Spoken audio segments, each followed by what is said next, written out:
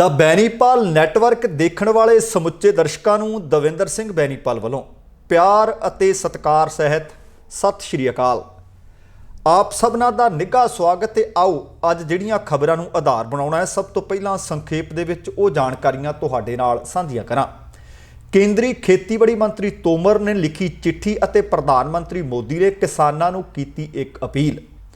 केजरीवाल ने विधान सभा दे विच खेती कानूनां दीआं पाड़ियां कापियां। किसानी मुद्दे ते केंद्रीय गृह मंत्री ने की होर मंत्रियों नाल मुलाकात। सुप्रीम कोर्ट की सुनवाई तो बाद किसान आगुआं ने की प्रैस कॉन्फ्रेंस।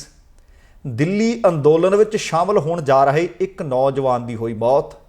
पिंड तुंगवाली के नौजवान किसान की दिल्ली धरने में मौत। 400 किलोमीटर का सफ़र साइकिल ते तय करके नौजवान पहुंचा दिल्ली धरने ते ਅਤੇ नशेड़ी मां ने अपने बच्चे ਨੂੰ गर्म पानी पा के ਦਿੱਤੀ दर्दनाक मौत। दोस्तों ये कुछ खबरां ने जिन्हां दे उत्ते अज मैं विस्तार नाल तुहाडे नाल चर्चा करांगा। ਇਹਦੇ ਤੋਂ ਪਹਿਲਾਂ कि इकल्ली खबर ਨੂੰ तफसील ਦੇ ਨਾਲ ਵਿਚਾਰਾਂ।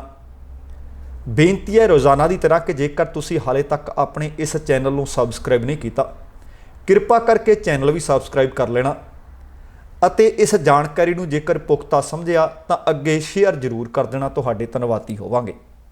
आओ हुण अज दीआं इन्हां खबरां दे उत्ते विस्तार नाल निगाह मारीए। केंद्री खेतीबाड़ी मंत्री नरेंद्र तोमर उन्होंने अज एक चिट्ठी लिखी ते चिट्ठी 8 पन्नियां दी 8 सफ़ियां ते लिखी हुई चिट्ठी है। ते इस चिट्ठी दे विच उन्होंने खेतीबाड़ी कानूनां दा विरोध कर रहे किसानां नूं एक खास अपील की है। ਅਤੇ इस ते प्रधानमंत्री नरेंद्र मोदी ने भी ट्वीट किया ਅਤੇ ट्वीट करके किसानों ਨੂੰ ਕਿਹਾ कि वो खेतीबाड़ी मंत्री की चिट्ठी ਨੂੰ जरूर पढ़न।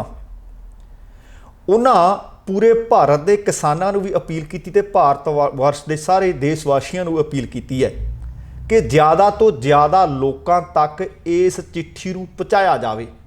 दरअसल तुहानूं पता है कि 22-23 दिन हो गए किसान इस वक्त दिल्ली के आले दुआले बैठे आ, विरोध करते हैं, पर जून महीने तो पंजाब तो इस अंदोलन का वो आगाज़ कर चुके सी। हुण किसानां दे विरोध का हाले तक कोई हल निकलदा नज़र नहीं आ रहा। तो इस करके खेतीबाड़ी मंत्री तोमर ने किसानां नूं 8 सफ़ियां की एक चिट्ठी लिख के सरकार दीआं सारियां उन्हां गल्लां नूं समझाउण दी कोशिश की है ते कहा कि वो किसान परिवार तो आउंदे आ। किसानां नूं खेतीबाड़ी मंत्री नरेंद्र तोमर की चिट्ठी पढ़नी चाहिए है। हुण हैरानी की गल यह है कि बीते दिनों के एक हल्फनामे का मैं जिक्र किया सी, उहदे विच तां किते नहीं लिखिया होया कि मेरा खेतीबाड़ी नाल संबंध है। दूर दूर तक नाता अपना हल्फनामा जिहड़ा चोण कमिशन दे कोल इन्हां ने जमा करवाया सी चोण लड़न तो पहलां केंद्री खेतीबाड़ी मंत्री ने, उहदे विच किते जिक्र नहीं, पर चिट्ठी दे विच जिक्र कर रहे हैं कि मैं एक किसानी परिवार नाल संबंधित हाँ। जे किसानी परिवार नाल हुण तुसीं दस रहे हो चिट्ठी विच मैं संबंधित हाँ, इहदा मतलब जां तुसीं उदों झूठ बोले जदों चोण कमिशन नूं अपना हल्फनामा दिता है, जां फिर तुसीं चिट्ठी विच झूठ बोल रहे हो।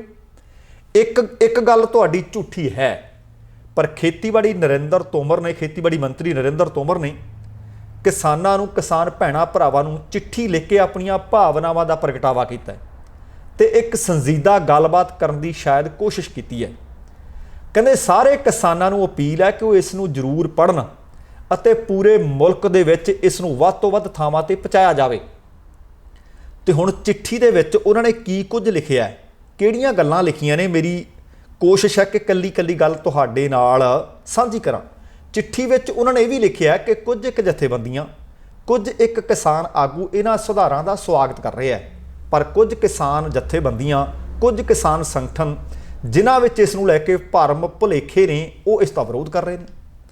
उन्होंने लिखिया कि देश का खेतीबाड़ी मंत्री होने के नाते मैं इन्हां भरम भुलेखिਆਂ नूं दूर करने की जिम्मेवारी समझदा। उन्होंने लिखिया कि सबका साथ, सबका विकास अते सबका विश्वास इते चलते हुए प्रधानमंत्री मोदी की अगवाई विच साडी सरकार ने बिना भेदभाव के सारिਆਂ ਦਾ भला करने की कोशिश की है ਅਤੇ बीते 6 वरियां का इतिहास कहते इस गल का गवाह है। खेतीबाड़ी मंत्री ने अगे कहा कि तुसी विश्वास रखो किसानां दे हितां विच कीते गए ये सुधार भारतीय खेतीबाड़ी विच नवें अध्याय की नींह बनणगे, देश के किसानां नूं आज़ाद करनगे, मजबूत करनगे। उन्होंने कहा कि कुछ किसान आगुआं ने, समूहां ने अफवाह ਅਤੇ ਗਲਤ ਸੂਚਨਾਵਾਂ ਫੈਲਾਈਆਂ ਨੇ ਤੇ ਉਹਨਾਂ ਨੂੰ ਦੂਰ ਕਰਨਾ ਮੇਰਾ ਕੰਮ ਹੈ। ਹੁਣ ਤੁਸੀਂ ਦੇਖੋ ਕਿ ਹੁਣ ਤੱਕ ਇੱਕ ਪਾਸੇ ਗੱਲਬਾਤ ਦਾ ਦੌਰ ਵੀ ਜਾਰੀ ਹੈ, ਹਾਲੇ ਵੀ ਕਹਿ ਰਹੇ ਨੇ ਕਿ ਸਾਡੇ ਨਾਲ ਗੱਲਬਾਤ ਕਰੋ, ਪਰ ਆ ਚਿੱਠੀ ਕੀ ਆਖ ਰਹੀ ਹੈ ਕਿ ਜਿਹੜੇ ਆਗੂ ਨੇ ਕਿ ਇਹਨਾਂ ਨੂੰ ਇਹਨਾਂ ਕਾਨੂੰਨਾਂ ਦੀ ਸਮਝ ਨਹੀਂ ਅਤੇ ਜਿਹੜੇ ਕਿਸਾਨ ਉੱਥੇ ਪਹੁੰਚੇ ਨੇ ਉਹਨਾਂ 'ਚ ਇਹਨਾਂ ਨੇ ਭਰਮ ਭੁਲੇਖੇ ਪੈਦਾ ਕੀਤੇ ਨੇ। ਤੋਮਰ ਦੀ ਚਿੱਠੀ ਇਸ ਗੱਲ ਦਾ ਇਨਕਸ਼ਾਫ ਕਰ ਰਹੀ ਹੈ। ਉਹਨਾਂ ਨੇ ਕਿਹਾ ਕਿ ਕਿਸਾਨਾਂ ਨੂੰ ਇਹ ਚਿੱਠੀ ਮੈਂ ਉਦੋਂ ਲਿਖੀ ਹੈ ਜਦੋਂ ਸਰਕਾਰ ਅਤੇ ਦਿੱਲੀ ਬਾਰਡਰ ਤੇ ਡੇਰਾ ਪਾਈ ਬੈਠੇ ਕਿਸਾਨਾਂ ਦੇ ਵਿਚਕਾਰ ਗੱਲਬਾਤ ਬੰਦ ਹੋ ਗਈ ਹੈ। ਹੁਣ 23 ਦਿਨ ਹੋ ਗਏ ਹੈ, ਕਿਸਾਨ ਇਹਨਾਂ ਖੇਤੀਬਾੜੀ ਕਾਨੂੰਨਾਂ ਦੇ ਖਿਲਾਫ ਅੰਦੋਲਨ ਦਿਨ ਪ੍ਰਤੀ ਦਿਨ ਤਿੱਖਾ ਕਰਦੇ ਜਾ ਰਹੇ ਹੈ ਤੇ ਕਿਸਾਨ ਲਗਾਤਾਰ ਮੰਗ ਕਰ ਰਹੇ ਹੈ ਕਿ ਇਹ ਤਿੰਨੇ ਕਾਨੂੰਨ ਸਾਨੂੰ ਚਾਹੀਦੇ ਨਹੀਂ, ਸਰਕਾਰ ਇਹਨਾਂ ਨੂੰ ਵਾਪਸ ਲਵੇ। ਉੱਥੇ ਹੀ ਸਰਕਾਰ ਕਿਸਾਨਾਂ ਨੂੰ ਸੋਧ ਦਾ ਪ੍ਰਸਤਾਵ ਦੇ ਰਹੀ ਹੈ, ਜਿਸ ਨੂੰ ਕਿਸਾਨ ਆਗੂ ਠੁਕਰਾ ਚੁੱਕੇ ਨੇ। 5 ਦੌਰ ਦੀ ਗੱਲਬਾਤ ਅਸਫਲ ਰਹਿਣ ਤੋਂ ਬਾਅਦ ਸਰਕਾਰ ਅਤੇ ਕਿਸਾਨਾਂ ਦੇ ਵਿਚਕਾਰ ਫਿਲਹਾਲ ਗੱਲਬਾਤ ਬੰਦ ਪਈ ਹੈ। ਹੁਣ ਇਸ 8 ਸਫ਼ਿਆਂ ਦੀ ਚਿੱਠੀ ਦੇ ਵਿੱਚੋਂ ਸੰਖੇਪ ਦੇ ਵਿੱਚ ਜੇਕਰ ਦੱਸਣਾ ਹੋਵੇ ਕਿ 8 ਭਰੋਸੇ ਦੇਣ ਦੀ ਕਿਹੜੀ ਕੋਸ਼ਿਸ਼ ਕੀਤੀ ਹੈ ਤਾਂ ਉਹ ਇਹ ਹੈ ਕਿ ਕਿਸਾਨਾਂ ਦੀ ਜ਼ਮੀਨ ਨੂੰ ਖਤਰਾ ਨਹੀਂ, ਮਾਲਕਾਨਾ ਹੱਕ ਕਿਸਾਨਾਂ ਦਾ ਹੀ ਰਹੇਗਾ।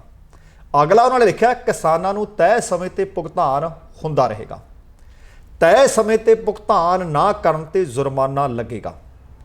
ਖੁੱਲੇ ਬਾਜ਼ਾਰ ਵਿੱਚ ਚੰਗੇ ਮੁੱਲ ਤੇ ਫਸਲ ਵੇਚਣ ਦਾ ਬਦਲ ਕਿਸਾਨਾਂ ਕੋਲ ਰਹੇਗਾ।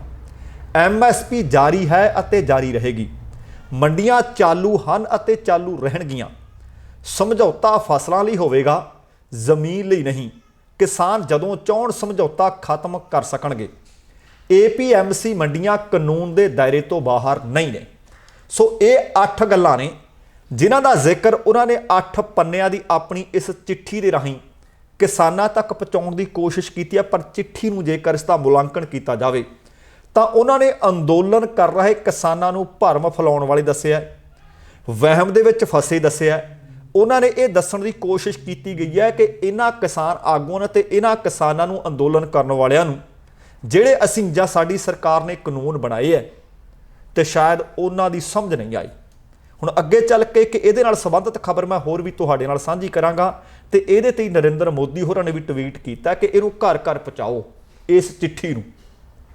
ਤੇ ਅਗਲੀ ਖਬਰ ਵੱਡੀ ਖਬਰ ਜਿਸ ਦੇ ਉੱਤੇ ਨਜ਼ਰਾਂ ਟਿਕੀਆਂ ਹੋਈਆਂ ਸਨ ਕਿ ਸੁਪਰੀਮ ਕੋਰਟ ਨੇ ਕੇਂਦਰ ਸਰਕਾਰ ਨੂੰ, ਪੰਜਾਬ ਸਰਕਾਰ ਨੂੰ, ਹਰਿਆਣਾ ਸਰਕਾਰ ਨੂੰ ਅੱਜ ਦੇ ਦਿਨ ਵਾਸਤੇ ਸੱਦਿਆ ਹੋਇਆ ਸੀ ਤੇ ਸੁਣਵਾਈ ਕਰਨੀ ਸੀ।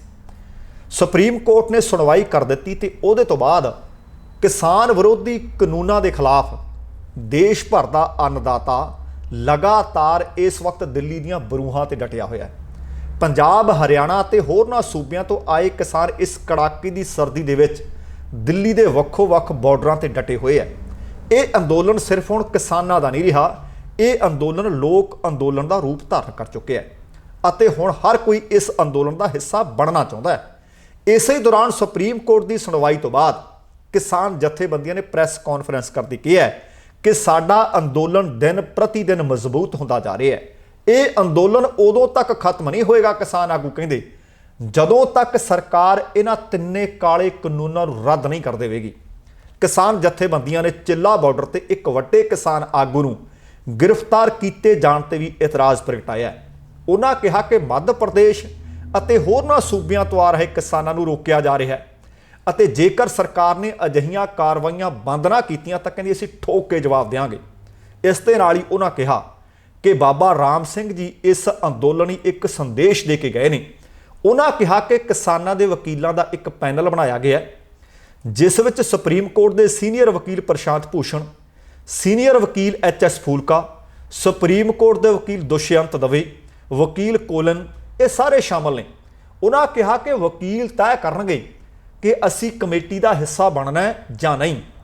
ਦੱਸਣਾ ਬਣਦਾ ਹੈ ਕਿ ਸੁਣਵਾਈ ਦੌਰਾਨ ਸੁਪਰੀਮ ਕੋਰਟ ਦੇ ਮੁੱਖ ਜੱਜ ਬੋਬੜੇ ਨੇ ਕਿਹਾ ਕਿ ਆਪਣੀਆਂ ਮੰਗਾਂ ਨੂੰ ਲੈ ਕੇ ਪ੍ਰਦਰਸ਼ਨ ਕਰਨ ਦਾ ਕਿਸਾਨਾਂ ਕੋਲ ਹੱਕ ਹੈ, ਪਰ ਰਾਹ ਰੋਕਣਾ ਠੀਕ ਨਹੀਂ। ਜੱਜ ਨੇ ਕਿਹਾ ਕਿ ਦਿੱਲੀ ਨੂੰ ਬਲੌਕ ਕਰਨ ਨਾਲ ਦਿੱਲੀ ਦੇ ਲੋਕਾਂ ਨੂੰ ਭੁੱਖੇ ਰਹਿਣਾ ਪੈ ਸਕਦਾ ਹੈ। ਸੁਪਰੀਮ ਕੋਰਟ ਨੇ ਕੇਂਦਰ ਨੂੰ ਤਿੰਨੇ ਖੇਤੀ ਕਾਨੂੰਨਾਂ ਤੇ ਹਾਲ ਦੀ ਕੜੀ ਰੋਕ ਲਾਉਣ ਬਾਰੇ ਕੋਈ ਰਾਹ ਅਖਤਿਆਰ ਕਰਨ ਬਾਰੇ ਵੀ ਕਿਹਾ ਤਾਂ ਜੋ ਕਿਸਾਨਾਂ ਨਾਲ ਇਹਨਾਂ ਕਾਨੂੰਨਾਂ ਬਾਰੇ ਬੈਠ ਕੇ ਗੱਲਬਾਤ ਹੋ ਸਕੇ।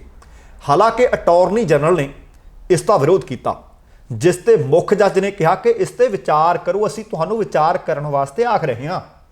ਅਦਾਲਤ ਨੇ ਕਿਹਾ ਕਿ ਪ੍ਰਦਰਸ਼ਨ ਦਾ ਅੰਤ ਹੋਣਾ ਲਾਜ਼ਮੀ ਹੈ। ਅਸੀਂ ਪ੍ਰਦਰਸ਼ਨ ਦੇ ਵਿਰੋਧ ਵਿੱਚ ਨਹੀਂ, ਪਰ ਗੱਲਬਾਤ ਰੁਕਣੀ ਨਹੀਂ ਚਾਹੀਦੀ, ਇਹ ਚਾਲੂ ਹੋਣੀ ਚਾਹੀਦੀ ਹੈ। ਤੇ ਹੁਣ ਤੱਕ ਕਿਸਾਨਾਂ ਨਾਲ ਜਿੰਨੀਆਂ ਵੀ ਮੀਟਿੰਗਾਂ ਹੋਈਆਂ ਨੇ, ਗੱਲਬਾਤ ਜਾਂ ਮੀਟਿੰਗਾਂ ਬੇਸਿੱਟਾ ਬੇਨਤੀਜਾ ਰਹੀਆਂ ਨੇ। ਪਰ ਦੂਸਰੇ ਪਾਸੇ ਕਿਸਾਨ ਆਗੂ ਨੇ ਆਖ ਦਿੱਤਾ ਕਿ ਸੁਪਰੀਮ ਕੋਰਟ ਸਿਰਫ ਇਸ ਗੱਲ ਦਾ ਫੈਸਲਾ ਤਾਂ ਸੁਣਾ ਸਕਦੀ ਹੈ ਕਿ ਇਹ ਕਾਨੂੰਨ ਸੰਵਿਧਾਨਕ ਹਨ ਜਾਂ ਗੈਰ ਸੰਵਿਧਾਨਕ ਹਨ। ਸੁਪਰੀਮ ਕੋਰਟ ਸਾਨੂੰ ਇਹ ਨਹੀਂ ਆਖ ਸਕਦੀ ਕਿ ਇਹ ਕਾਨੂੰਨ ਮੰਨਣੇ ਨੇ ਜਾਂ ਨਹੀਂ ਮੰਨਣੇ। ਪਰ ਦੂਸਰੇ ਪਾਸੇ ਕਹਿੰਦੇ ਸਾਡਾ ਸੁਪਰੀਮ ਕੋਰਟ ਦੇ ਨਾਲ ਕੋਈ ਰੌਲਾ ਝਗੜਾ ਨਹੀਂ, ਸਾਡਾ ਰੌਲਾ ਝਗੜਾ ਸਿਰਫ ਸਾਡੇ ਵੱਲੋਂ ਚੁਣ ਕੇ ਭੇਜੇ ਹੋਏ ਉਹ ਉਮੀਦਵਾਰ, ਜਿਹੜਾ ਕੋਈ ਮੰਤਰੀ ਬਣਿਆ ਬੈਠਾ, ਜਿਹੜਾ ਕੋਈ ਪ੍ਰਧਾਨ ਮੰਤਰੀ ਬਣਿਆ ਬੈਠਾ, ਜਿਹੜਾ ਕੋਈ ਸੰਸਦ ਮੈਂਬਰ ਬਣਿਆ ਬੈਠਾ, ਉਹਨਾਂ ਦੇ ਨਾਲ ਹੈ ਜਿਨ੍ਹਾਂ ਨੇ ਸਾਡੇ ਉੱਤੇ 3 ਕਾਲੇ ਕਾਨੂੰਨ ਥੋਪੇ ਹੈ। ਤੁਸੀਂ ਚਿੱਠੀ ਪਹਿਲਾਂ ਪੜ੍ਹੀ ਹੈ, ਮੈਂ ਸੁਣਾਈ ਹੈ ਤੁਹਾਨੂੰ। ਚਿੱਠੀ ਦੇ ਵਿੱਚ ਉਹ ਵਾਰ-ਵਾਰ ਜ਼ਿਕਰ ਕਰ ਰਹੇ ਨੇ ਕਿ ਇਹਨਾਂ ਲੋਕਾਂ ਨੂੰ ਕਾਨੂੰਨਾਂ ਦੀ ਸਮਝ ਨਹੀਂ। ਕੱਲ ਤੁਹਾਡੇ ਨਾਲ ਗੱਲ ਸਾਂਝੀ ਕੀਤੀ ਸੀ ਕਿ ਸ਼ਵੇਤ ਮਲਿਕ ਜਿਹੜੇ ਰਾਜ ਸਭਾ ਮੈਂਬਰ ਨੇ ਅੰਮ੍ਰਿਤਸਰ ਦੇ ਵਿੱਚ, ਉਹਨਾਂ ਨੇ ਪ੍ਰੈਸ ਕਾਨਫਰੰਸ ਵਿੱਚ ਇਹੀ ਗੱਲ ਆਖੀ ਸੀ ਕਿ ਕਾਨੂੰਨ ਕਿਸਾਨਾਂ ਦੀ ਭਲਾਈ ਵਾਸਤੇ ਨੇ, ਇਤਿਹਾਸਕ ਕਾਨੂੰਨ ਨੇ, ਪਰ ਕਿਸਾਨ ਵਿਚਾਰੇ ਘੱਟ ਪੜ੍ਹੇ ਲਿਖੇ ਨੇ, ਸਮਝ ਨਹੀਂ। ਪਰ ਸ਼ਾਇਦ ਉਹ ਗੱਲ ਭੁੱਲਦੇ ਨੇ ਕਿ ਕਿਸਾਨਾਂ ਨੇ ਇਹਨਾਂ ਵਿੱਚ ਨੁਕਸ ਕੱਢੇ ਹੈ। ਉਹਨਾਂ ਨੁਕਸਾਂ ਦੇ ਕਾਰਨ ਹੀ ਸਰਕਾਰ ਹੁਣ ਪੱਬਾਂ ਭਾਰ ਹੋਈ ਪਈ ਹੈ ਕਿ ਆਓ ਤਾਂ ਸਹੀ ਅਸੀਂ ਸੋਧਾਂ ਕਰ ਦਿੰਦੇ ਹਾਂ। ਪਰ ਕਿਸਾਨ ਨਹੀਂ ਮੰਨ ਰਹੇ, ਉਹ ਕਹਿੰਦੇ ਰੱਦ ਕਰਾਉਣੇ ਨੇ ਤਾਂ ਕਿਤੇ ਜਾ ਕੇ ਧਰਨਾ ਚੁੱਕਾਂਗੇ, ਨਹੀਂ ਇਹ ਧਰਨਾ ਦਿਨ ਪ੍ਰਤੀ ਦਿਨ ਅਸੀਂ ਤਿੱਖਾ ਕਰਾਂਗੇ। ਤੇ ਹੁਣ ਚੱਲਦੇ ਹਾਂ ਦਿੱਲੀ ਵਿਧਾਨ ਸਭਾ ਦੇ ਵਿੱਚ। ਦਿੱਲੀ 'ਚ ਤੁਹਾਨੂੰ ਪਤਾ ਹੈ ਕਿ ਧਰਨਿਆਂ ਤੇ ਬੈਠੇ ਆ ਕਿਸਾਨ, ਤੇ ਕਿਸਾਨ ਮੰਗ ਆਪਣਾ ਹੱਕ ਰਹੇ ਹੈ। ਹੱਕ ਖੋਣ ਨਹੀਂ ਗਏ, ਭੀਖ ਨਹੀਂ ਮੰਗ ਰਹੇ, ਆਪਣਾ ਹੱਕ ਮੰਗ ਰਹੇ ਨੇ। ਤੇ ਉਹਨਾਂ ਦੇ ਹੱਕ ਦੇ ਵਿੱਚ ਆ ਗਏ ਨੇ ਦਿੱਲੀ ਦੇ ਮੁੱਖ ਮੰਤਰੀ ਅਰਵਿੰਦ ਕੇਜਰੀਵਾਲ, ਖੁੱਲ੍ਹ ਕੇ ਬੋਲੇ ਆ ਅਤੇ ਮੋਦੀ ਸਰਕਾਰ ਨੂੰ ਖੁੱਲ੍ਹ ਕੇ ਨਿਸ਼ਾਨੇ ਤੇ ਲਿਆ। ਇਸ ਦੌਰਾਨ ਕੇਜਰੀਵਾਲ ਨੇ ਖੇਤੀ ਕਾਨੂੰਨਾਂ ਦੀ ਕਾਪੀ ਵੀ ਪਾੜ ਦਿੱਤੀ। ਕੇਜਰੀਵਾਲ ਨੇ ਕਿਹਾ ਕਿ ਦਿੱਲੀ ਅੰਦੋਲਨ 'ਚ ਹੁਣ ਤੱਕ 20 ਤੋਂ ਵੱਧ ਕਿਸਾਨ ਇਸ ਅੰਦੋਲਨ ਦੌਰਾਨ ਸ਼ਹੀਦ ਹੋ ਚੁੱਕੇ ਨੇ। ਕਹਿੰਦੇ ਮੈਂ ਸਰਕਾਰ ਨੂੰ ਪੁੱਛਣਾ ਚਾਹੁੰਦਾ ਕਿੰਨੀਆਂ ਹੋਰ ਜਾਨਾਂ ਲੈਣੀਆਂ ਬਈ। ਕਹਿੰਦੇ ਸਰਕਾਰ ਅੰਗਰੇਜ਼ਾਂ ਤੋਂ ਬਦਤਰ ਨਾ ਬਣੇ। ਦਿੱਲੀ ਵਿਧਾਨ ਸਭਾ ਨੂੰ ਸੰਬੋਧਨ ਹੁੰਦਿਆਂ ਕੇਜਰੀਵਾਲ ਨੇ ਬਾਬਾ ਰਾਮ ਸਿੰਘ ਦੀ ਵੀ ਗੱਲ ਕੀਤੀ ਅਤੇ ਕਿਹਾ ਕਿ ਉਹਨਾਂ ਨੇ ਕਿਸਾਨਾਂ ਦੇ ਦੁੱਖ ਨੂੰ ਦੇਖਿਆ। ਜਦੋਂ ਕਿਸਾਨਾਂ ਦਾ ਦਰਦ ਉਹਨਾਂ ਤੋਂ ਬਰਦਾਸ਼ਤ ਨਾ ਹੋਇਆ, ਬਰਦਾਸ਼ਤ ਤੋਂ ਬਾਹਰ ਹੋ ਗਿਆ, ਤਾਂ ਉਹਨਾਂ ਨੇ ਆਪਣੀ ਜਾਨ ਦੇ ਦਿੱਤੀ। ਕੇਜਰੀਵਾਲ ਨੇ ਪੁੱਛਿਆ ਕਿ ਕਰੋਨਾ ਕਾਲ ਵਿੱਚ ਸਰਕਾਰ ਖੇਤੀ ਆਰਡੀਨੈਂਸ ਕਿਉਂ ਲੈ ਕੇ ਆਈ? ਆਖਰਕਾਰ ਸਰਕਾਰ ਦੀ ਕਿਹੜੀ ਮਜਬੂਰੀ ਸੀ ਕਿ ਕਰੋਨਾ ਕਾਲ ਵਿੱਚ ਆਰਡੀਨੈਂਸ ਲਿਆ ਕੇ ਬਿੱਲ ਪਾਸ ਕਰਨਾ ਪਿਆ? ਪਹਿਲੀ ਵਾਰ ਹੋਇਆ ਕਹਿੰਦੇ ਰਾਜ ਸਭਾ ਦੇ ਵਿੱਚ ਬਿਨਾਂ ਵੋਟਿੰਗ ਦੇ 3 ਹੀ ਕਾਨੂੰਨ ਪਾਸ ਕਰ ਦਿੱਤੇ ਗਏ। ਸਰਕਾਰ ਕਾਲੇ ਕਾਨੂੰਨਾਂ ਨੂੰ ਵਾਪਸ ਲਵੇ। ਇਹ ਕਾਨੂੰਨ ਕਿਸਾਨਾਂ ਲਈ ਨਹੀਂ, ਸਗੋਂ ਭਾਜਪਾ ਪਾਰਟੀ ਦੀ ਚੋਣ ਫੰਡਿੰਗ ਕਰਨ ਵਾਲੇ ਲੋਕਾਂ ਵਾਸਤੇ, ਵੱਡੇ ਵਪਾਰੀਆਂ ਵਾਸਤੇ ਨੇ। ਦਿੱਲੀ ਵਿਧਾਨ ਸਭਾ ਦੇ ਵਿੱਚ ਇਸੇ ਦੌਰਾਨ ਜੈ ਜਵਾਨ ਤੇ ਜੈ ਕਿਸਾਨ ਦੇ ਨਾਅਰੇ ਵੀ ਗੂੰਜੇ। ਉਹਨਾਂ ਕਿਹਾ ਕਿ ਇਹ ਬਹੁਤ ਖਤਰਨਾਕ ਕਾਨੂੰਨ ਹੈ, ਇਸ ਦੇ ਜ਼ਰੀਏ ਕਿਸਾਨਾਂ ਦੀ ਕਿਸਾਨੀ ਖੋਹੀ ਜਾ ਰਹੀ ਹੈ। ਕੇਜਰੀਵਾਲ ਨੇ ਕਿਹਾ ਕਿ ਮੈਨੂੰ ਇਹਨਾਂ ਕਾਨੂੰਨਾਂ ਨੂੰ ਪਾਲਣ 'ਚ ਦਰਦ ਹੋ ਰਿਹਾ ਹੈ, ਪਰ ਪੜ੍ਹਨ ਦੇ ਵਿੱਚ ਵੀ ਦਰਦ ਹੋ ਰਿਹਾ ਹੈ। ਉਹ ਕਹਿੰਦੇ ਮੇਰੇ ਦੇਸ਼ ਦਾ ਕਿਸਾਨ ਅੱਜ ਸੜਕਾਂ ਤੇ ਸੌਂ ਰਿਹਾ, ਜਿਸ ਨੂੰ ਵੇਖ ਕੇ ਮੈਨੂੰ ਤਕਲੀਫ ਹੋ ਰਹੀ ਹੈ। ਇਸ ਲਈ ਮੈਂ ਇਹਨਾਂ ਖੇਤੀ ਕਾਨੂੰਨਾਂ ਦੀ ਕਾਪੀ ਤੁਹਾਡੇ ਸਾਰਿਆਂ ਦੇ ਸਾਹਮਣੇ ਵਿਧਾਨ ਸਭਾ ਦੇ ਵਿੱਚ ਪਾੜਨ ਲੱਗਿਆ। ਤੁਸੀਂ ਦੇਖੋ ਕਿ ਇਹਨਾਂ ਕਾਨੂੰਨਾਂ ਨੂੰ ਹਰ ਕੋਈ ਜਿਹੜਾ ਕਿਸਾਨ ਹਤੈਸ਼ੀ ਹੈ ਜਾਂ ਤਾਂ ਪਾੜ ਰਿਹਾ ਹੈ ਜਾਂ ਰੱਦ ਕਰਨ ਦੀ ਮੰਗ ਕਰ ਰਿਹਾ ਹੈ। ਪਰ ਕਮਾਲ ਦੀ ਗੱਲ ਹੈ ਕਿ ਦੂਸਰੇ ਪਾਸੇ ਸਰਕਾਰ ਸਫਾਈਆਂ ਦੇ ਰਹੀ ਹੈ ਤੇ ਸਿਰਫ ਇਹੀ ਦੱਸਣ ਦੀ ਵਾਰ-ਵਾਰ ਕੋਸ਼ਿਸ਼ ਕਰ ਰਹੀ ਹੈ ਕਿ ਕਾਨੂੰਨ ਕਿਸਾਨਾਂ ਦੇ ਹਿੱਤ ਵਿੱਚ ਨੇ। ਇਸੇ ਮਾਮਲੇ ਨੂੰ ਲੈ ਕੇ ਅਗਲੀ ਖਬਰ ਜਿਹੜੀ ਮੈਂ ਤੁਹਾਡੇ ਨਾਲ ਸਾਂਝੀ ਕਰਨੀ ਹੈ, ਇਸ ਗੱਲ ਨੂੰ ਤਸਦੀਕ ਕਰਦੀ ਹੈ। ਕੇਂਦਰੀ ਗ੍ਰਹਿ ਮੰਤਰੀ ਨੇ ਅਮਿਤ ਸ਼ਾਹ, ਉਹਨਾਂ ਨੇ ਇਹਨਾਂ 3 ਖੇਤੀ ਕਾਨੂੰਨਾਂ ਦੇ ਖਿਲਾਫ ਕਿਸਾਨਾਂ ਦੇ ਚੱਲ ਰਹੇ ਰੋਸ ਪ੍ਰਦਰਸ਼ਨ ਦੇ ਮੁੱਦੇ ਤੇ ਲੈ ਕੇ ਅੱਜ ਗੱਲਬਾਤ ਕੀਤੀ ਹੈ। ਕੇਂਦਰੀ ਮੰਤਰੀ ਜਿਹੜੇ ਉਹਨਾਂ ਦੇ ਨਾਲ ਇਸ ਮੁਲਾਕਾਤ ਵਿੱਚ ਸ਼ਾਮਲ ਹੋਏ, ਉਹਨਾਂ ਵਿੱਚ ਖੇਤੀਬਾੜੀ ਮੰਤਰੀ ਨਰਿੰਦਰ ਤੋਮਰ ਵੀ ਸੀ, ਵਿੱਤ ਮੰਤਰੀ ਨਿਰਮਲਾ ਸੀਤਾਰਮਣ ਵੀ ਸਨ, ਪੀਯੂਸ਼ ਗੋਇਲ ਵੀ ਸਨ ਤੇ ਪਾਰਟੀ ਦੇ ਹੈੱਡ ਆਫਿਸ ਦੇ ਵਿੱਚ 1 ਘੰਟੇ ਤੋਂ ਵੱਧ ਇਹ ਮੀਟਿੰਗ ਚੱਲੀ। ਹੋਰਨਾਂ ਤੋਂ ਇਲਾਵਾ ਭਾਜਪਾ ਦੇ ਜਨਰਲ ਸਕੱਤਰ ਸੀਟੀ ਰਵੀ, ਦੁਸ਼ਯੰਤ ਗੌਤਮ ਅਤੇ ਅਰੁਣ ਸਿੰਘ ਵੀ ਸ਼ਾਮਲ ਰਹੇ। ਸੂਤਰਾਂ ਮੁਤਾਬਕ ਮੀਟਿੰਗ ਦੌਰਾਨ ਅਮਿਤ ਸ਼ਾਹ ਨੇ ਖੇਤੀ ਕਾਨੂੰਨਾਂ ਸੰਬੰਧੀ ਸ਼ੰਕੇ ਦੂਰ ਕਰਨ ਸੰਬੰਧੀ ਭਾਜਪਾ ਵੱਲੋਂ ਦੇਸ਼ ਭਰ ਵਿੱਚ ਕੀਤੀਆਂ ਜਾਣ ਵਾਲੀਆਂ ਪ੍ਰੈਸ ਕਾਨਫਰੰਸਾਂ, ਚੌਪਾਲ ਜਾਂ ਖੁੱਲ੍ਹੀਆਂ ਮੀਟਿੰਗਾਂ ਸੰਬੰਧੀ ਪ੍ਰੋਗਰਾਮਾਂ ਦੀਆਂ ਤਿਆਰੀਆਂ ਸੰਬੰਧੀ ਨਜ਼ਰਸਾਨੀ ਕੀਤੀ। ਦੱਸਣਾ ਬਣਦਾ ਹੈ ਕਿ ਖੇਤੀ ਕਾਨੂੰਨਾਂ ਦੇ ਖਿਲਾਫ ਪ੍ਰਦਰਸ਼ਨਾਂ ਤੇ ਚੱਲਦਿਆਂ ਭਾਜਪਾ ਵੱਲੋਂ ਸਮੁੱਚੇ ਭਾਰਤ ਵਿੱਚ 700 ਪ੍ਰੈਸ ਕਾਨਫਰੰਸਾਂ 700 ਚੌਪਾਲਾਂ ਕਰਵਾਉਣ ਦੀ ਯੋਜਨਾ ਉਲੀਕ ਲਈ ਗਈ ਹੈ। ਮੈਨੂੰ ਲੱਗਦਾ ਹੈ ਕਿ ਇਹ ਸ਼ਾਇਦ ਹੁਣ ਇਸ ਗੱਲ ਤੇ ਸਰਕਾਰ ਆ ਗਈ ਹੈ ਕਿ ਅਸੀਂ ਕਾਨੂੰਨ ਰੱਦ ਨਹੀਂ ਕਰਨੇ। ਸ਼ਾਇਦ ਇਸੇ ਕਰਕੇ ਹੁਣ ਪੱਤਰਕਾਰਾਂ ਨੂੰ ਸੱਦ ਕੇ ਸ਼ਾਇਦ ਉਹਨਾਂ ਦੇ ਹਲਕ ਦੇ ਵਿੱਚ ਦੀ ਆਪਣਾ ਕੁਝ ਲੰਘਾਉਣਗੇ ਕਿ ਤੁਸੀਂ ਸਾਡੀ ਬੋਲੀ ਬੋਲਣੀ ਹੈ। ਬਹੁਤ ਸਾਰਾ ਮੀਡੀਆ ਤਾਂ ਪਹਿਲਾਂ ਵੀ ਇਹਨਾਂ ਦੀ ਬੋਲੀ ਬੋਲਦਾ ਆ, ਹੁਣ ਕਈਆਂ ਨੂੰ ਹੋਰ ਹੱਕ ਵਿੱਚ ਕੀਤਾ ਜਾਏਗਾ। ਚੰਗਾ ਹੈ ਕਿ ਤੁਸੀਂ ਪੂਰੇ ਭਾਰਤ ਦੇ ਵਿੱਚ ਪ੍ਰੈਸ ਕਾਨਫਰੰਸਾਂ ਕਰਦੇ ਫਿਰੋ, ਚੌਪਾਲਾਂ ਕਰਦੇ ਫਿਰੋ। ਚੰਗਾ ਜਿਹੜੇ ਤੁਹਾਡੇ ਦਿੱਲੀ ਸਰਹੱਦ ਤੇ ਆਏ ਬੈਠੇ ਨੇ, ਤੁਹਾਡੇ ਤੋਂ 25-27 ਕਿਲੋਮੀਟਰ ਦੂਰ ਬੈਠੇ ਆ, ਸਿੱਧੀ ਗੱਲਬਾਤ ਉਹਨਾਂ ਨਾਲ ਜਾ ਕੇ ਕਰ ਲਓ। ਉਹ ਅਣਜਾਣ ਨਹੀਂ, ਉਹ ਅਨਪੜ੍ਹ ਨਹੀਂ, ਉਹ ਬੇਵਕੂਫ ਨਹੀਂ, ਉਹ ਆਪਣਾ ਹੱਕ ਮੰਗਦੇ। ਉਹਨਾਂ ਨੂੰ ਗੱਲ ਕਰਨੀ ਆਉਂਦੀ ਹੈ ਤੇ ਗੱਲ ਸਮਝਾਉਣੀ ਆਉਂਦੀ ਹੈ, ਗੱਲ ਸੁਣਾਉਣੀ ਆਉਂਦੀ ਹੈ, ਗੱਲ ਸੁਣਨੀ ਵੀ ਆਉਂਦੀ ਹੈ। ਜਦੋਂ ਤੁਹਾਡੇ ਨਾਲ ਮੀਟਿੰਗਾਂ ਕਰਨਾ ਨੇ, ਪਹਿਲਾਂ ਉਹ ਤੁਹਾਨੂੰ ਸੁਣਦੇ ਰਹੇ। ਤੁਹਾਡੀ ਗੱਲਬਾਤ ਸੁਣਨ ਤੋਂ ਬਾਅਦ ਤੁਹਾਨੂੰ ਕਿਸਾਨ ਆਗੂਆਂ ਨੇ ਪੁੱਛਿਆ ਕਿ ਤੁਸੀਂ ਹੋਰ ਤਾਂ ਨਹੀਂ ਕੁਝ ਦੱਸਣਾ। ਜਦੋਂ ਪੀਯੂਸ਼ ਗੋਇਲ ਨੇ ਅਤੇ ਨਰਿੰਦਰ ਤੋਮਰ ਹੋਰਾਂ ਨੇ ਕਿਹਾ ਕਿ ਅਸੀਂ ਆਪਣੀ ਗੱਲ ਰੱਖ ਦਿੱਤੀ ਹੈ ਤੇ ਹੁਣ ਤੁਸੀਂ ਆਪਣੀ ਗੱਲ ਰੱਖੋ, ਜਦੋਂ ਆਪਣੀ ਗੱਲ ਰੱਖੀ ਤਾਂ ਉਹਨਾਂ ਕੋਲ ਅੱਗੋਂ ਜਵਾਬ ਨਹੀਂ ਸੀ ਤੇ ਹੁਣ ਤੁਸੀਂ ਉਹਨਾਂ ਨਾਲ ਗੱਲਬਾਤ ਕਰਨ ਦੀ ਬਜਾਏ ਆ ਪੱਤਰਕਾਰਾਂ ਨਾਲ ਪ੍ਰੈਸ ਕਾਨਫਰੰਸਾਂ ਦੀ ਯੋਜਨਾ ਉਲੀਕ ਲਈ। ਹੁਣ ਪਤਾ ਨਹੀਂ ਕਿੰਨੇ ਹਜ਼ਾਰ ਕਰੋੜ ਰੁਪਈਆ ਇਹਨਾਂ ਤੇ ਲਾ ਦੇਣਾ ਹੈ। ਸੋ ਚੰਗਾ ਹੋਵੇ ਸਰਕਾਰ ਕਿਸਾਨ ਦੀ ਐਨਕ ਚੋਂ ਕਿਸਾਨ ਬਣ ਕੇ ਦੇਖਣ ਦੀ ਕੋਸ਼ਿਸ਼ ਕਰੇ।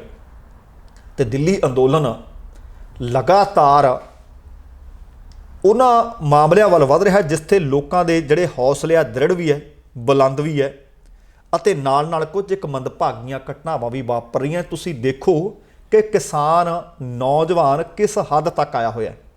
ਆ ਜਾਣਕਾਰੀ ਮਿਲ ਰਹੀ ਹੈ ਕਿ ਦਿੱਲੀ ਵੱਲ ਜਾ ਰਹੇ ਇਸ ਧਰਨੇ ਦੇ ਵਿੱਚ ਸ਼ਾਮਲ ਹੋਣ ਲਈ ਜਾ ਰਹੇ ਮਾਨਸਾ ਜ਼ਿਲ੍ਹੇ ਦੇ ਪਿੰਡ ਫੱਤਾ ਮਲੋਕਾ ਦਾ ਨੌਜਵਾਨ ਜਤਿੰਦਰ ਸਿੰਘ ਟਰੱਕ ਹੇਠ ਆ ਗਿਆ ਤੇ ਰਸਤੇ ਦੇ ਵਿੱਚ ਉਸ ਦੀ ਮੌਤ ਹੋ ਗਈ ਹੈ। ਜਾਣਕਾਰੀ ਅਨੁਸਾਰ ਜਤਿੰਦਰ ਸਿੰਘ 40 ਦਿਨ ਪਹਿਲਾਂ ਹੀ ਹਲੇ ਵਿਆਹਿਆ ਸੀ। ਇਹ ਹਾਦਸਾ ਹਿਸਾਰ ਦੇ ਨੇੜੇ ਟਰੈਕਟਰ ਖਰਾਬ ਹੋਣ ਕਾਰਨ ਜਦ ਰਸਤੇ ਵਿੱਚ ਰੋਕ ਕੇ ਉਸ ਨੂੰ ਦੇਖਣ ਲੱਗਿਆ ਤਾਂ ਇੱਕ ਟਰੱਕ ਦੀ ਲਪੇਟ ਵਿੱਚ ਆਉਣ ਕਾਰਨ ਇਸ ਨੌਜਵਾਨ ਦੀ ਮੌਤ ਹੋ ਗਈ ਹੈ। ਜਤਿੰਦਰ ਸਿੰਘ ਉਹਨਾਂ ਦੇ 2 ਭਰਾ ਸੀ। ਵੱਡਾ ਭਰਾ ਇੱਥੇ ਸਾਡੇ ਮੁਲਕ ਕੈਨੇਡਾ ਵਿੱਚ ਰਹਿ ਰਿਹਾ ਤੇ ਪੋਸਟਮਾਰਟਮ ਕਰਵਾਉਣ ਤੋਂ ਬਾਅਦ ਜਤਿੰਦਰ ਦੀ ਦੇਹ ਪਿੰਡ ਫੱਤਾ ਮਲੋਕਾ ਦੇ ਵਿੱਚ ਲਿਆਂਦੀ ਗਈ। ਤੁਸੀਂ ਦੇਖੋ ਕਿ ਕਿਸਾਨ ਤਾਂ ਆਪਣੀਆਂ ਜਾਨਾਂ ਕੁਰਬਾਨ ਕਰ ਰਿਹਾ ਹੈ। ਹੁਣ ਤੱਕ 30 ਤੋਂ ਵੱਧ ਮੌਤਾਂ ਹੋ ਚੁੱਕੀਆਂ ਨੇ ਪਰ ਹਾਲੇ ਤੱਕ ਵੀ ਸਰਕਾਰ ਪਤਾ ਨਹੀਂ ਕਿਹੜੀ ਕੁੰਭ ਕਰਨੀ ਨੀਂਦ ਸੁੱਤੀ ਪਈ ਹੈ। ਇਸੇ ਤਰ੍ਹਾਂ ਦੀ ਇੱਕ ਖਬਰ ਹੋਰ ਮੰਦਭਾਗੀ ਮਿਲੀ ਹੈ ਕਿ ਦਿੱਲੀ ਦੇ ਟਿੱਕਰੀ ਬਾਰਡਰ ਤੇ ਚੱਲ ਰਹੇ ਧਰਨੇ ਦੇ ਵਿੱਚ ਸ਼ਾਮਲ ਸੀ ਪਿੰਡ ਤੁੰਗਵਾਲੀ ਦਾ ਨੌਜਵਾਨ ਕਿਸਾਨ ਜੈ ਸਿੰਘ। ਉਹਦੀ ਸਵੇਰ ਵਕਤ ਮੌਤ ਹੋਣ ਦੀ ਖਬਰ ਮਿਲੀ ਤੇ ਮੌਤ ਦੀ ਖਬਰ ਮਿਲਦੇ ਹੀ ਪੂਰੇ ਪਿੰਡ ਤੁੰਗਵਾਲੀ ਦੇ ਵਿੱਚ ਸੋਗ ਦੀ ਲਹਿਰ ਦੌੜ ਗਈ। ਸਿਰਫ 37 ਵਰ੍ਹਿਆਂ ਦਾ ਸੀ ਜੈ ਸਿੰਘ ਤੇ ਆਪਣੇ ਭਰਾ ਸੁਖਮੰਦਰ ਸਿੰਘ ਨਾਲ ਦਿੱਲੀ ਦੇ ਇਸ ਅੰਦੋਲਨ ਦੇ ਵਿੱਚ ਸ਼ਾਮਲ ਹੋਣ ਗਿਆ ਸੀ। ਸਵੇਰੇ ਲਗਭਗ 4 ਵਜੇ ਉਸ ਨੂੰ ਦਿਲ ਦਾ ਦੌਰਾ ਪਿਆ ਤੇ ਉਹਦੀ ਮੌਤ ਹੋ ਗਈ। ਲਗਭਗ 4.5 ਕਿੱਲਿਆਂ ਦਾ ਮਾਲਕ ਸੀ ਜੈ ਸਿੰਘ। ਖੇਤੀਬਾੜੀ ਦਾ ਕੰਮ ਕਰਦਾ ਸੀ। 3 ਬੱਚੇ ਜਿਨ੍ਹਾਂ ਵਿੱਚ 2 ਕੁੜੀਆਂ 14 ਤੇ 12 ਸਾਲ ਦੀਆਂ ਨੇ ਤੇ ਸਭ ਤੋਂ ਛੋਟਾ ਲੜਕਾ ਜਿਸ ਦੀ ਉਮਰ ਸਿਰਫ 10 ਸਾਲ ਹੈ। ਭਾਰਤੀ ਕਿਸਾਨ ਯੂਨੀਅਨ ਏਕਤਾ ਉਗਰਾਹਾਂ ਦੇ ਆਗੂਆਂ ਨੇ ਕਿਹਾ ਕਿ ਕਿਸਾਨ ਜੈ ਸਿੰਘ ਦੇ ਪਰਿਵਾਰ ਵਿੱਚ ਜੈ ਸਿੰਘ ਤੋਂ ਇਲਾਵਾ ਕਮਾਉਣ ਵਾਲਾ ਕੋਈ ਨਹੀਂ। ਸਿਰਫ ਉਸਦੇ ਛੋਟੇ 2 ਧੀਆਂ ਤੇ 1 ਬੱਚਾ, 3 ਬੱਚੇ ਪਿੱਛੇ ਰਹਿ ਗਏ ਆ ਤੇ ਸਰਕਾਰ ਵੱਲੋਂ ਪਰਿਵਾਰ ਨੂੰ ਕਹਿੰਦੇ ਘੱਟੋ ਘੱਟ 10 ਲੱਖ ਰੁਪਏ ਦਾ ਮੁਆਵਜ਼ਾ ਅਤੇ ਪਰਿਵਾਰ ਦੇ ਕਿਸੇ ਇੱਕ ਮੈਂਬਰ ਨੂੰ ਨੌਕਰੀ ਦਿੱਤੀ ਜਾਵੇ, ਸਰਕਾਰੀ ਕਰਜ਼ ਮੁਆਫ ਕੀਤਾ ਜਾਵੇ। ਇਸੇ ਤਰ੍ਹਾਂ ਹਲੇ ਆਹ ਖਬਰ ਦੀ ਸਿਆਹੀ ਨਹੀਂ ਸੁੱਕੀ। ਇਹ ਟਿਕਰੀ ਬਾਰਡਰ ਤੇ ਵਾਰਦਾਤ ਹੋਈ, ਇਹ ਭਾਣਾ ਵਾਪਰਿਆ ਤੇ ਉਧਰ ਸਿੰਘੂ ਬਾਰਡਰ ਤੋਂ ਪਤਾ ਲੱਗਿਆ ਕਿ ਕਿਸਾਨ ਮੋਰਚੇ ਦੇ ਵਿੱਚ ਹੀ ਸ਼ਾਮਲ ਹੋਣ ਆਏ ਸਨ ਸਬ ਡਿਵੀਜ਼ਨ ਭਵਾਨੀਗੜ੍ਹ ਦੇ ਰਹਿਣ ਵਾਲੇ ਇੱਕ ਵਿਅਕਤੀ। ਉਸ ਦੀ ਵੀ ਭੇਦ ਭਰੀ ਹਾਲਤ ਵਿੱਚ ਮੌਤ ਹੋਈ ਹੈ ਤੇ ਮ੍ਰਿਤਕ ਦੀ ਪਹਿਚਾਣ 36 ਵਰ੍ਹਿਆਂ ਦੇ ਭੀਮ ਸਿੰਘ ਪੁੱਤਰ ਰਣ ਸਿੰਘ ਵਾਸੀ ਝਨੇੜੀ ਜਿਹੜਾ ਅੱਜ ਕੱਲ੍ਹ ਫਤਿਹਗੜ੍ਹ ਛੰਨਾ ਦੇ ਵਿੱਚ ਰਹਿੰਦਾ ਸੀ। ਦੱਸਿਆ ਜਾ ਰਿਹਾ ਹੈ ਕਿ ਭੀਮ ਸਿੰਘ ਬੀਤੇ ਕੱਲ੍ਹ ਹੀ ਹਜੇ ਕਿਸਾਨ ਅੰਦੋਲਨ ਦੇ ਵਿੱਚ ਸ਼ਿਰਕਤ ਕਰਨ ਵਾਸਤੇ ਦਿੱਲੀ ਗਿਆ ਸੀ ਅਤੇ ਵੀਰਵਾਰ ਦੀ ਸਵੇਰ ਧਰਨੇ ਤੇ ਬੈਠੇ ਕੁਝ ਕਿਸਾਨਾਂ ਨੇ ਸਿੰਘੂ ਬਾਰਡਰ ਨੇੜੇ ਲੰਘਦੇ ਇੱਕ ਨਾਲੇ ਵਿੱਚ ਪਈ ਉਸ ਦੀ ਲਾਸ਼ ਦੇਖੀ। ਹਾਲਾਂਕਿ ਇਸ ਦੀ ਮੌਤ ਦੇ ਅਸਲ ਕਾਰਨਾਂ ਦਾ ਪਤਾ ਨਹੀਂ ਲੱਗ ਸਕਿਆ ਪਰ ਉਸ ਦੀ ਜੇਬ ਦੇ ਵਿੱਚੋਂ ਮਿਲੇ ਸ਼ਨਾਖਤੀ ਕਾਰਡ ਦੇ ਆਧਾਰ ਤੇ ਉਸ ਦੀ ਪਹਿਚਾਣ ਕਰ ਦਿੱਤੀ ਗਈ ਹੈ। ਤੁਸੀਂ ਦੇਖੋ ਕਿ ਲਗਾਤਾਰ ਮੌਤਾਂ ਤੇ ਇਹਦੇ ਨਾਲ ਹੁਣ ਤੱਕ ਜਿੰਨੇ ਵੀ ਕਿਸਾਨ ਬੀਬੀਆਂ, ਭੈਣ, ਭਰਾ ਜਿਨ੍ਹਾਂ ਦੀਆਂ ਮੌਤਾਂ ਹੋਈਆਂ ਨੇ, ਜਿਹੜੇ ਆਪਣੀਆਂ ਜਾਨਾਂ ਕੁਰਬਾਨ ਕਰਕੇ ਗਏ ਨੇ, ਸ਼ਹੀਦੀਆਂ ਪ੍ਰਾਪਤ ਕਰ ਗਏ ਨੇ, ਅਸੀਂ ਆਪਣੇ ਵੱਲੋਂ ਉਹਨਾਂ ਨੂੰ ਸ਼ਰਧਾ ਦੇ ਫੁੱਲ ਭੇਂਟ ਕਰਦੇ ਹਾਂ। ਪਰਮਾਤਮਾ ਅੱਗੇ ਅਰਦਾਸ ਕਰਦੇ ਹਾਂ ਕਿ ਇਸ ਤਰ੍ਹਾਂ ਦੀ ਮੰਦਭਾਗੀ ਖਬਰ ਹੋਰ ਕੰਨੀ ਨਾ ਪਵੇ। ਤੇ ਇਹਦੇ ਨਾਲ ਹੀ ਬੀਤੇ ਦਿਨੀ ਇੱਕ ਡਾਕਟਰ ਹਰਸ਼ਿੰਦਰ ਕੌਰ ਦੇ ਨਾਲ ਅਸੀਂ ਪ੍ਰੋਗਰਾਮ ਕੀਤਾ ਸੀ। ਉਹਦੇ ਵਿੱਚ ਉਚੇਚੇ ਤੌਰ ਤੇ ਡਾਕਟਰ ਹਰਸ਼ਿੰਦਰ ਕੌਰ ਨੇ ਕੁਝ ਨੁਕਤੇ ਉਠਾਏ ਸਨ। ਉਹਨਾਂ ਵਿੱਚ ਉਹਨਾਂ ਨੇ ਉਚੇਚੇ ਤੌਰ ਤੇ ਜ਼ਿਕਰ ਕੀਤਾ ਸੀ ਕਿ ਹੋ ਸਕਦਾ ਕਿ ਇਸ ਅੰਦੋਲਨ ਦੇ ਦੌਰਾਨ ਲੋਕਾਂ ਨੂੰ ਹਾਰਟ ਅਟੈਕ ਦੀ ਬਹੁਤ ਵੱਡੀ ਸਮੱਸਿਆ ਆਵੇ, ਤੇ ਉਹਦੇ ਪਿਛਲੇ ਉਹਨਾਂ ਨੇ ਕਾਰਨ ਵੀ ਦੱਸੇ ਸਨ, ਸਾਇੰਟੀਫਿਕ ਸਟੱਡੀ ਦੇ ਆਧਾਰ ਤੇ ਕਾਰਨ ਦੱਸੇ ਸਨ। ਜੇਕਰ ਤੁਸੀਂ ਇਸ ਸੰਘਰਸ਼ ਦਾ ਹਿੱਸਾ ਬਣਨ ਜਾ ਰਹੇ ਹੋ ਜਾਂ ਸੰਘਰਸ਼ ਦਾ ਹਿੱਸਾ ਬਣ ਚੁੱਕੇ ਹੋ, ਕੋਸ਼ਿਸ਼ ਕਰਿਓ ਕਿ ਉਹ ਪ੍ਰੋਗਰਾਮ ਸਾਡਾ ਜ਼ਰੂਰ ਸੁਣਿਓ। ਪ੍ਰੋਗਰਾਮ ਸੁਣ ਕੇ ਹੋ ਸਕਦਾ ਕਿ ਕੁਝ ਇੱਕ ਜਿਹੜੀਆਂ ਸਾਵਧਾਨੀਆਂ ਉਹਨਾਂ ਨੇ ਦੱਸਿਆ ਕਿ ਵਰਤੀਆਂ ਜਾ ਸਕਦੀਆਂ ਨੇ ਤੇ ਆਪਣੀ ਜਾਨ ਬਚਾਈ ਜਾ ਸਕਦੀ ਹੈ, ਤੁਹਾਡੇ ਕੰਮ ਉਹ ਪੁਖਤਾ ਜਾਣਕਾਰੀ ਆ ਸਕੇ। ਪਰ ਇੱਕ ਵਾਰੀ ਫੇਰ ਜਿਹੜੇ ਜਾਨਾਂ ਕੁਰਬਾਨ ਕਰ ਗਏ ਇਸ ਸੰਘਰਸ਼ ਦੇ ਦੌਰਾਨ, ਅਸੀਂ ਉਹਨਾਂ ਦੀ ਸ਼ਹਾਦਤ ਦੇ ਉੱਤੇ ਆਪਣੀ ਸ਼ਰਧਾ ਸਤਿਕਾਰ ਭੇਂਟ ਕਰਦੇ ਹਾਂ ਅਤੇ ਉਹਨਾਂ ਦੇ ਪਰਿਵਾਰਾਂ ਨਾਲ ਡੂੰਘੀ ਹਮਦਰਦੀ ਦਾ ਇਜ਼ਹਾਰ ਕਰਦੇ ਹਾਂ। ਭਾਵੇਂ ਕਿ ਲਗਾਤਾਰ ਮੌਤਾਂ ਦੀ ਗਿਣਤੀ ਵੱਧਦੀ ਜਾ ਰਹੀ ਹੈ, ਕਿਸਾਨ ਜਿਸ ਤਰ੍ਹਾਂ ਕੇਜਰੀਵਾਲ ਨੇ ਆਖਿਆ ਕਿ ਹਾਲੇ ਤੱਕ ਸਮਝ ਨਹੀਂ ਰਹੀ, ਪਤਾ ਨਹੀਂ ਕਿੰਨੀਆਂ ਹੋਰ ਜਾਨਾਂ ਲੈਣੀਆਂ ਨੇ, ਪਰ ਲੋਕਾਂ ਦੇ ਹੌਸਲੇ ਬੁਲੰਦ ਨੇ, ਇਰਾਦੇ ਦ੍ਰਿੜ ਨੇ। ਤੁਹਾਡੇ ਨਾਲ ਖਬਰ ਸਾਂਝੀ ਕੀਤੀ ਸੀ ਕਿ 60 ਵਰਿਆਂ ਦੇ ਜੋਗਿੰਦਰ ਸਿੰਘ ਪਿੰਡ ਚੱਕਰ ਤੋਂ ਤੁਰ ਪਏ ਆ, ਲਗਭਗ 350 ਕਿਲੋਮੀਟਰ ਦਾ ਸਫ਼ਰ ਤੈਅ ਕਰਕੇ ਦਿੱਲੀ ਪਹੁੰਚਣਾ ਤੇ ਹੱਥ ਵਿੱਚ ਕਿਸਾਨੀ ਝੰਡਾ ਹੈ। ਤੇ ਅੱਜ ਇਸੇ ਤਰ੍ਹਾਂ ਦੀ ਇੱਕ ਹੋਰ ਖਬਰ ਪਹੁੰਚ ਗਈ ਹੈ। ਦਿੱਲੀ ਧਰਨੇ ਤੇ ਲੋਕ ਵੱਖੋ-ਵੱਖ ਸੂਬਿਆਂ ਦੇ ਵਿੱਚੋਂ ਸਮੁੱਚੇ ਭਾਰਤ ਵਿੱਚੋਂ ਪਹੁੰਚ ਰਹੇ ਨੇ ਤੇ ਤਿੰਨੇ ਹੀ ਇਹਨਾਂ ਕਾਨੂੰਨਾਂ ਨੂੰ ਰੱਦ ਕਰਵਾਉਣ ਦੀ ਮੰਗ ਤੇ ਅੜੇ ਹੋਏ ਨੇ। ਅੰਦੋਲਨ ਤੇਜ਼ ਹੁੰਦਾ ਜਾ ਰਿਹਾ, ਸਮੁੱਚੇ ਭਾਰਤ ਭਰ ਵਿੱਚੋਂ ਕਿਸਾਨ ਦਿੱਲੀ ਪਹੁੰਚ ਰਹੇ ਆ ਤੇ ਸਰਕਾਰ ਵੱਲੋਂ ਪਾਸ ਕੀਤੇ ਗਏ ਖੇਤੀ ਕਾਨੂੰਨਾਂ 'ਚ ਆਪਣੀਆਂ ਜ਼ਮੀਨਾਂ ਬਚਾਉਣ ਦੇ ਲਈ ਫਾਜ਼ਿਲਕਾ ਦਾ ਇੱਕ ਨੌਜਵਾਨ ਦਿੱਲੀ ਚੱਲ ਰਹੇ ਇਸ ਅੰਦੋਲਨ ਦੇ ਵਿੱਚ 400 ਕਿਲੋਮੀਟਰ ਦਾ ਸਫ਼ਰ ਸਾਈਕਲ ਤੇ ਤੈਅ ਕਰਕੇ ਪਹੁੰਚ ਗਿਆ। ਇਸ ਦੇ ਬਾਰੇ ਕਿਸਾਨ ਦਰਸ਼ਨ ਸਿੰਘ ਨਿਵਾਸੀ ਪਿੰਡ ਮਿੰਨੀਆਂਵਾਲਾ ਨੇ ਦੱਸਿਆ ਕਿ ਉਸ ਦੇ ਕੋਲ ਸਿਰਫ 2 ਕਨਾਲ ਜ਼ਮੀਨ ਹੈ। ਤੁਸੀਂ ਦੇਖੋ ਕਿ ਇਹ ਨਹੀਂ ਕਿ ਬਹੁਤ ਵੱਡੇ ਵੱਡੇ ਮਰੱਬਿਆਂ ਦੇ ਮਾਲਕ, ਉਹਨਾਂ ਨੂੰ ਲੱਗਦਾ ਕਿ ਸਾਡੀਆਂ ਜ਼ਮੀਨਾਂ ਹਥਿਆ ਲਈਆਂ ਜਾਣੀਆਂ ਨੇ। ਸਿਰਫ 2 ਕਨਾਲ ਜ਼ਮੀਨ ਦਾ ਮਾਲਕ ਹੈ, ਪਰ ਉਹ ਕਹਿੰਦੇ ਕਿਸਾਨਾਂ ਤੇ ਸੰਕਟ ਆਇਆ, ਘਰ ਕਿਵੇਂ ਬੈਠ ਸਕਦੇ ਸੀ, ਦਿੱਲੀ ਨੂੰ ਨਿਕਲ ਪਿਆ।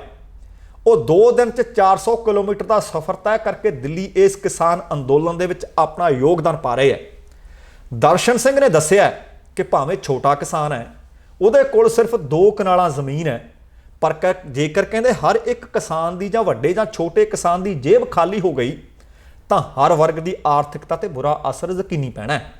ਦਰਸ਼ਨ ਸਿੰਘ ਨੇ ਘਰਾਂ 'ਚ ਬੈਠੇ ਕਿਸਾਨਾਂ ਨੂੰ ਵੀ ਅਪੀਲ ਕੀਤੀ ਹੈ ਕਿ ਦਿੱਲੀ ਵਿੱਚ ਆ ਕੇ ਦੇਖੋ, 70 80 ਵਰਿਆਂ ਦੇ ਬਜ਼ੁਰਗ ਆਪਣੇ ਅਧਿਕਾਰਾਂ ਦੀ ਲੜਾਈ ਲੜ ਰਹੇ ਹੈ।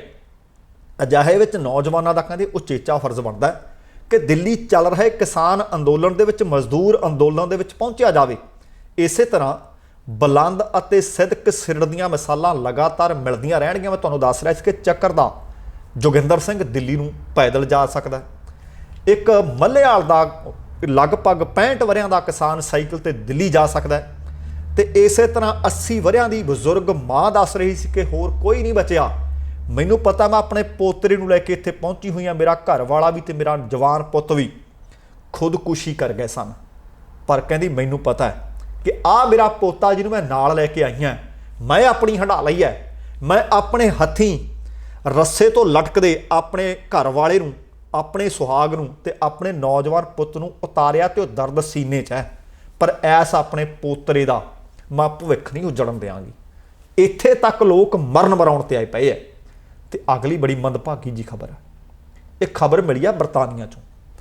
ਅਕਸਰ ਆਖਿਆ ਜਾਂਦਾ ਹੈ ਕਿ ਦੁਨੀਆ ਦੇ ਉੱਤੇ ਸਭ ਤੋਂ ਨਿੱਘਾ, ਸਭ ਤੋਂ ਨਿਆਰਾ, ਸਭ ਤੋਂ ਪਿਆਰਾ ਰਿਸ਼ਤਾ ਮਾਂ ਦਾ। ਦੁਨੀਆ ਸੁੰਨੀ ਹੋ ਜਾਂਦੀ ਹੈ ਜਦ ਮਾਂ ਨਹੀਂ ਰਹਿੰਦੀ।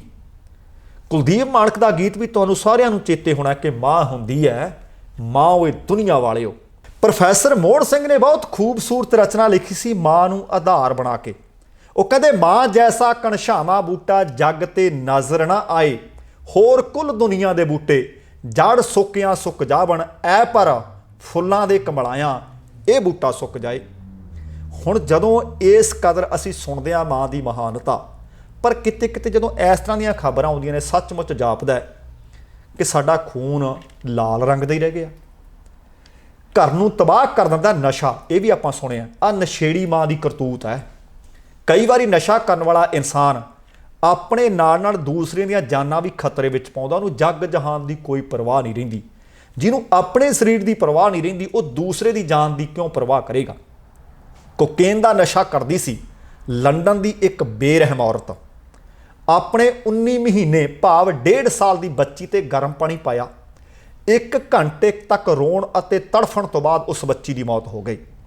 इस मामले दे विच बेरहम मां नूं उम्र कैद की सज़ा सुनाई गई है। 26 वरियां दी कैटी क्राउडर ने अपने घर दे विच मासूम बेटी ग्रेसी उत्ते गर्म पानी पाया ते खुद होर काम करती रही। ते बीबी ते चले मुकदमे के ट्रायल दौरान वकील ने कहा कि यह कुदरती मौत नहीं सी। बच्ची मरन दे लई 1 घंटे तक उस हालत में तड़फण लई छड्ड दिता जदों तक वो तड़फ तड़फ के मर ना गई। तो मामले की सुनवाई करने वाले जज जेरेमी वेकर ने कहा कि घटना बहुत दुखदाई अते हैरान करने वाली है। मानयोग जज ने कहा कि वह बच्ची असल दे विच काफ़ी दर्द विच रही होवेगी। मानयोग जज कहिंदे तुसीं बच्ची ग्रेसी के शरीर ते काफ़ी मात्रा दे विच गर्म पानी पाया जबकि उस समय उन्ने ही गर्म पानी के पूल विच बैठी रही। इस कारण बच्ची की स्किन 65% तक सड़ चुकी सी। जज ने कहा वो कहते मैडिकल रिपोर्ट तो साफ पता लगता है कि बच्ची की तुरंत मौत नहीं हुई। बच्ची ने मरण तो पहला 1 घंटे तक दर्द बर्दाश्त किए तड़फदी रही। जज कहते जख्मां कारण बच्ची दीयां नाड़ियां दे विचों तरल पदार्थ खत्म हो गया जिस कारण बच्ची के अंगां ने काम करना बंद कर दिता अते आखिरकार उसकी मौत हो गई। हुण तुसीं देखो कि बच्ची नूं अपनी नूं जे गर्म पानी गुस्से विच पा भी दिता सी तां किते ना किते उहदी मदद करनी चाहिदी सी। वो कहंदी तुसीं इह तां दस्सो फिर जिंदगी बचाउण वास्ते बच्ची दी की कीता। तुहाडे माता पिता तुहाडे घर दे नेड़े रहिंदे ने, तुसीं उहनां दी कोई मदद लई। तुसीं बच्ची नूं अपणीआं अखां दे सामणे मरण वास्ते छड्ड दिता। जदों कि पता लग्या उन्होंने एक रिपोर्ट दी कि बच्ची दी मां मानसिक तौर पर बीमार है। जज कहंदे मनोविग्यान की रिपोर्ट नूं ध्यान दे विच रखदे होए यह नतीजा कढ़िया गया है कि क्राउडर तणाव ते मानसिक तौर पर पीड़ित जरूर सी। वो कहंदे ग्रेसी की मौत समय क्राउडर ने उचित मात्रा विच कोकेन लई सी पर इस गल की पुष्टि नहीं हुई कि गर्म पानी पाउण तो पहलां उन्हें पदार्थ नशीला खाधा सी जां फिर बाद दे विच खाधा। क्राउडर नूं किंग्समिल हस्पताल तो गिरफ्तार कर लिया गया सी। भावें कि क्राउडर ने बच्ची के कतल के दोषां नूं खारिज किया। उसने कहा कि उस समय अपने कुत्ते लिए साफ सफाई कर रही सी, मैं एक घटना नूं अंजाम नहीं दिता। पर मानयोग अदालत ने सारे तत्थां नूं ध्यान दे विच रखदिआं इस बेरहम मां नूं अपनी 1.5 वरियां दी धी दी मौत के कारण उम्र कैद की सज़ा सुना दी है। सो दोस्तों ये सन अज दीआं कुछ खबरां। उम्मीद कर रहे हैं कि तुहानूं चंगियां लगियां होणगीआं। कुछ एक सावधानियां जरूर वरतीए जाण तो पहलां कहांगा भावें तुसीं अंदोलन वाल जा रहे हो भावें अंदोलन तो वापस अपने पिंडां शहरां घरां नूं आ रहे हो। ठंड दे नाल नाल धुंध लगातार वध रही है। बहुत सारे हादसे बीते कई दिनों में लगातार होए है। इन्हां हादसियां तो बचण दे वास्ते खास ध्यान रखण की जरूरत है ताकि कोई भी कीमती जान दुनिया तो ना जावे। सो उम्मीद है कि प्रोग्राम चंगा लग्या होएगा। जेकर हाले तक तुसीं अपने इस चैनल को सबसक्राइब नहीं किया कृपा करके सबसक्राइब करके नोटिफिकेशन वाली घंटी जरूर ऑन कर लियो। तुहाडे धन्नवादी होवांगे। जाण तो पहलां कहांगा जिंदगी जिंदा दिली दा नाम है। दविंदर सिंह बैनीपाल नूं आग्या दिओ। सत श्री अकाल। तेरा बराखा।